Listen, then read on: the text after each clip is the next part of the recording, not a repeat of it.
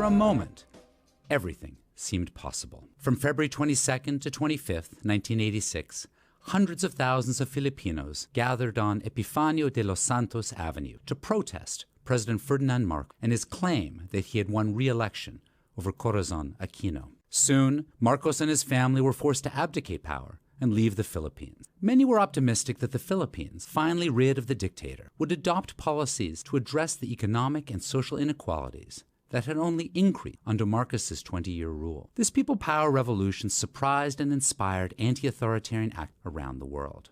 The people power movement had been building since well before Marcos's declaration of martial law. By the mid-1980s, however, foreign policy calculations had shifted against Marcos in crucial ways. The August 1983 assassination of Senator Benigno Aquino Jr. was seen by many around the world as a particularly brazen act of political retribution. Furthermore, rumors about Marcos's health — he was suffering from lupus and regularly undergoing dialysis at the time — led many of his allies in the Philippines and beyond to begin speculating about the dictator's successors. When Ferdinand Marcos boldly called for a snap election, Marcos's opponents weighed whether this was an opportunity or a trap. Many times before, Marcos had tipped the electoral balances in his favor through a rewriting of laws, outright violence, or other forms of manipulation and intimidation. Much of the Philippine left decided to boycott the election, fearful that participation would only serve to further legitimize the regime. On February 22nd, citizens took to the street on Epifanio de los Santos Avenue. Cardinal Jaime Sin,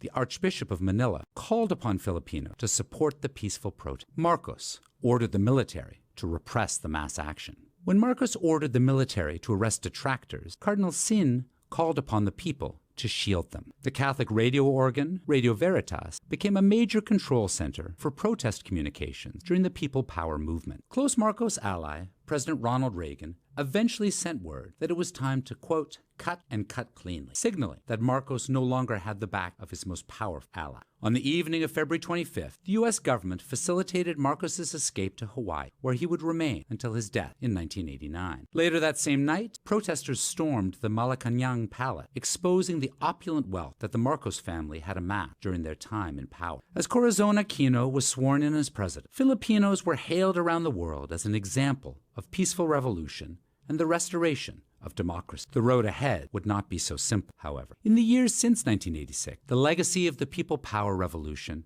has remained uncertain.